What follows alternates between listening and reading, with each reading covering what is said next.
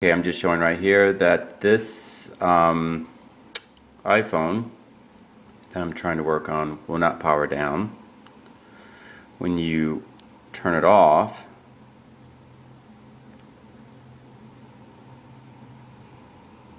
it acts like it's going to power down.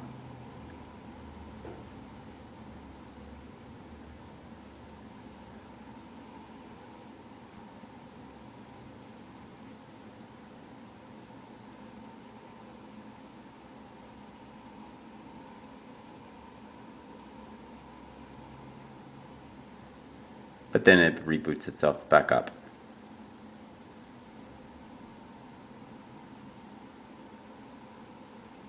So hopefully after it gets a new digitizer and stuff it will work, but might need a new power button or something.